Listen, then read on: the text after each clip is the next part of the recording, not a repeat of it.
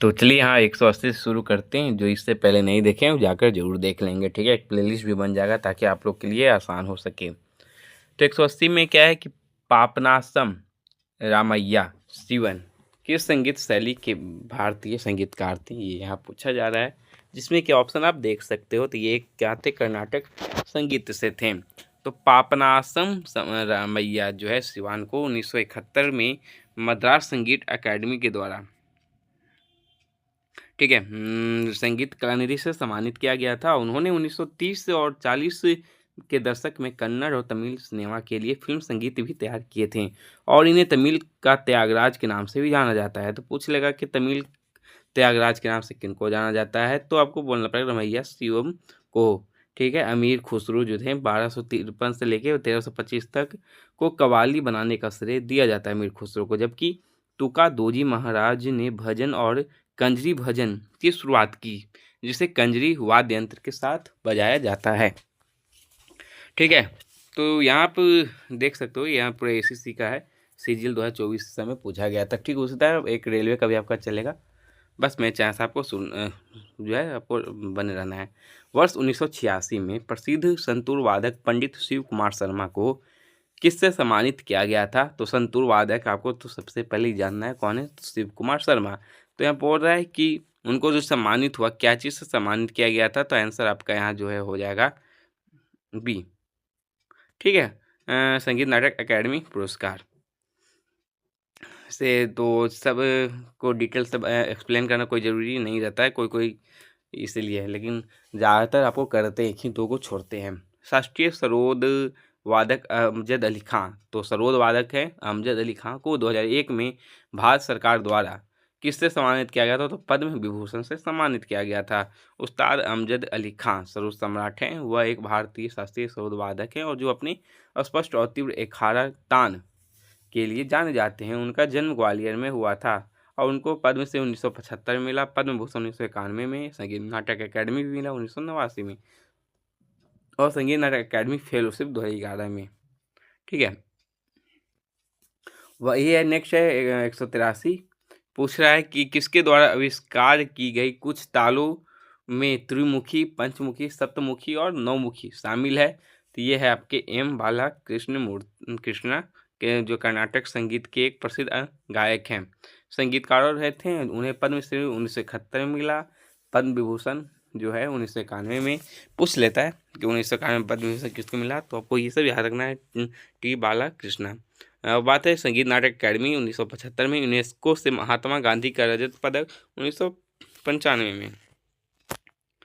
Next है कि निम्नलिखित में से नर्तकों में से कौन उड़ीसा राज्य से पद्म विभूषण पुरस्कार से सम्मानित होने वाले प्रथम नर्तक थे? वे थे केलू चरण महापात्र, ठीक है। जो उनको संगीत नाटक अकेडमी भी मिला है, पद्मश्री मिल चुका है। जो ये ईस्वी को पूछ देता है तो कितना ईस्वी याद कीजिएगा सबका, फिर ज़्यादा याद करेंगे भुला ही जाएंगे। हारमोनियम वादक, तो ये पूछेगा कि हारमोनियम वादक थे तुलसी दास बोरकर, हारमोनियम वादक हैं, जो 2016 में इनको जो है पद्मश्री से जो सम्मानित किया गया था, ठीक है। तो यहाँ आप देख लेते हैं, इसमें कुछ है क्या कि पद्मश्री तुलसीदास बोरकर को जो 2005 में संगीत नाटक अकादमी पुरस्कार भी मिला। वन प्रमुख हारमोनियम वादक कौन है, ये जानना आपको जरूरी है, जैसे अप्पा जलगावंकर, उस्ताद रफ़ी उद्दीन अहमद, उस्ताद निजामुद्दीन, शंकर महादेवन और भीष्मदेव वेदी, ये सब हैं आपके हारमोनियम से। नेक्स्ट है कि निम्नलिखित में से कौन सा जो है राजीव गांधी राष्ट्रीय सद्भावना पुरस्कार उस्ताद अमजद अली खां को प्रदान किया गया था? तो ये किसमें प्रदान किया गया था, ठीक है। और बता दें दोस्तों कि इससे पहले कि एक आर्टिकल आपका कंप्लीट हो चुका है, जो नहीं देखें जाकर जरूर देखेंगे, ठीक है।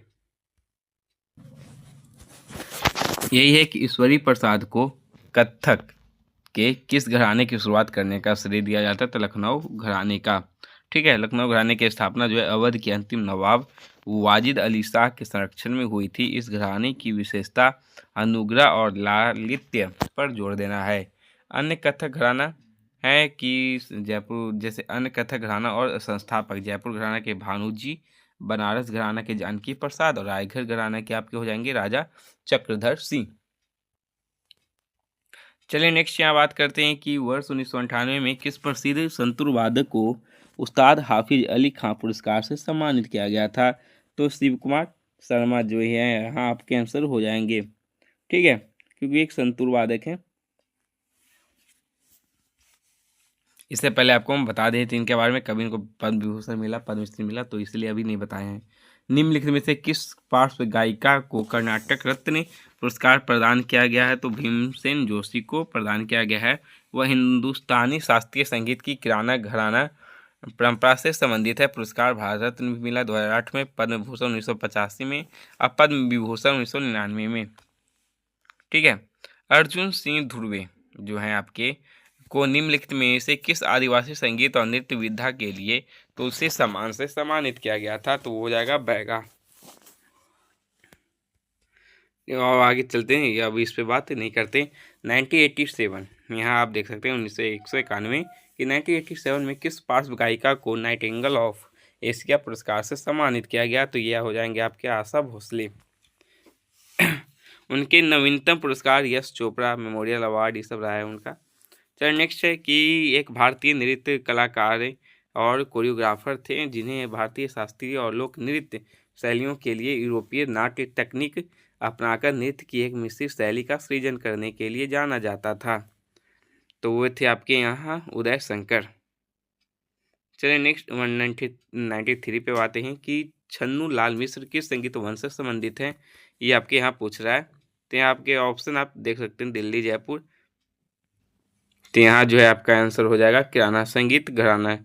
ठीक है, चलिए नेक्स्ट पे चलते हैं, थोड़ा जान लेते हैं एक्सप्लेन क्या हुआ है। तो ठीक है, किराना संगीत घराना ही, तो इस घराने की स्थापना जो कौन किया था, अब्दुल करीम खान किए थे। किसका, किराना का।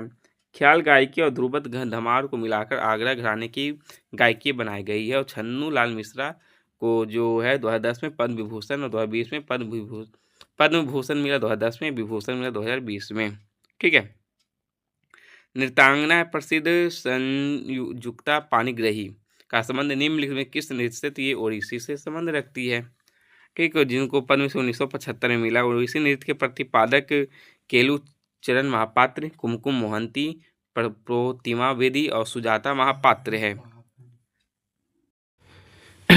यही 195 है कि चित्रा विश्वेश्वरन निम्नलिखित में से किस नृत्य शैली की प्रसिद्ध नृत्यांगना है। तो ये आपकी भरतनाट्यम की है।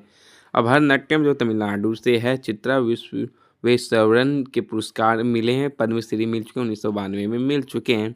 ठीक है, लेकिन कौन कौन जो है भरतनाट्यम से नर्तकी इसके बारे में जानते हैं, जिसमें कि रुक्मणी देवी अरुणडेल है, पद्मा सुब्रमण्यम है, मल्लिका साराभाई है, यामिनी कृष्णमूर्ति है, मृणाली साराभाई है, अलामेर वल्ली, बाला सरस्वती, अनीता रत्नम, सोनल मानसिंह और सुधा चंद्रन शामिल है।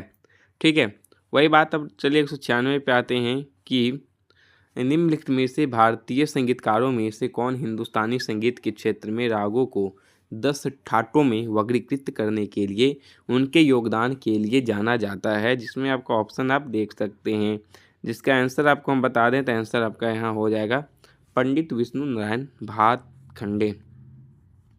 ठीक है, तो जान लेते हैं इनके बारे में थोड़ा। पंडित विष्णु नारायण भातखंडे एक प्रसिद्ध संगीतकार थे जिन्होंने हिंदुस्तानी संगीत पर जो है प्रथम आधुनिक आलेख लिखा था। 1916 में उन्होंने बड़ौदा राज्य संगीत विद्यालय का पुनर्गठन किया था और 1926 में लखनऊ में मैरिस कॉलेज ऑफ द म्यूजिक की स्थापना भी की थी, जिसे अब भातखंडे संगीत स्थान के नाम से जाना जाता है।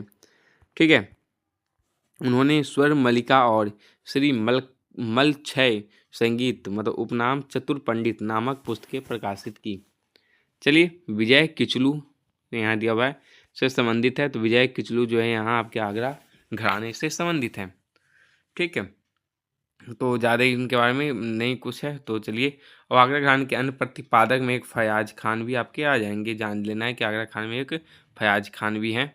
और यहाँ जो है एक आपके लताफत हुसैन खान और दिनकर कैकनी और ललित राव।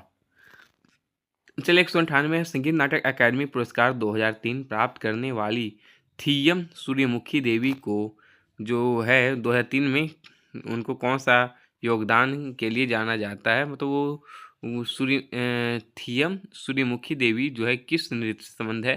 तो ये आपके हो जाएंगे मणिपुर नृत्य से संबंध रखती है। ठीक है, तो इनके बारे में जाने थे क्योंकि ये सही है। मणिपुर नृत्य थियम सूर्यमुखी देवी, इन्होंने वसंत बरनार सखी उक्ति जैसी अपनी एकल रचना बनाई।